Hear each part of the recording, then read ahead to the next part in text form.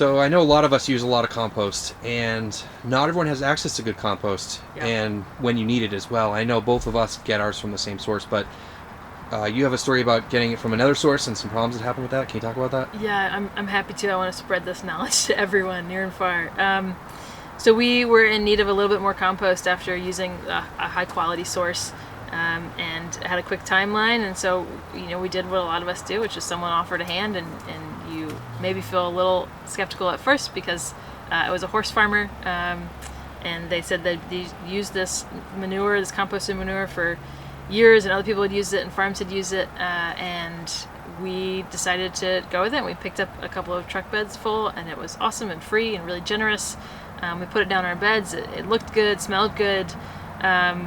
We planted hundreds of feet of tomatoes into it, and about 3 weeks later, our tomatoes that burst up and were a great big size, they have major leaf curl.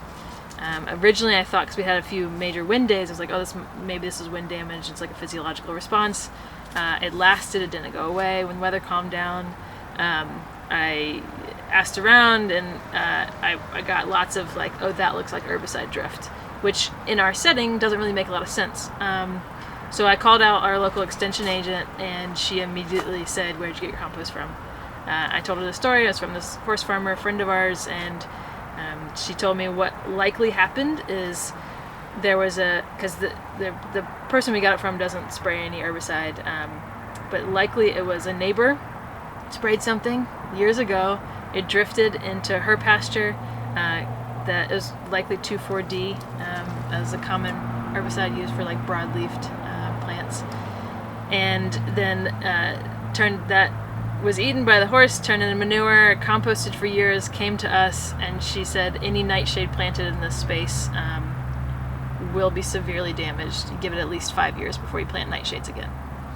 So thankfully we didn't spread that compost in our entire farm. It was just about half of one of our fields, and there are other crops and families that we can put in there in the interim, but really be mindful of what you're putting in your soil.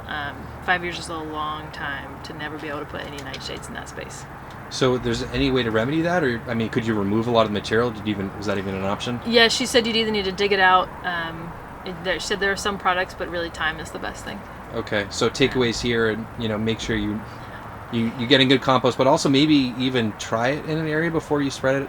Yeah, and in this situation, what we should have done is just not added the compost. We could have amended in another way, or just had like a little bit, slight deficient soil in that space. But that would have been a short-term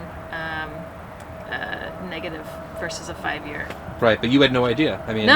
No, you have no idea, and it's like I have no blame or like anger towards the person who donated compost. It was super generous of them, and what I've learned since is just don't buy any of that. Don't add those amendments in if you don't have like recommendation. Yeah, recommendation, or just like a printout of what's in there, and like know your composition. Okay. Yeah.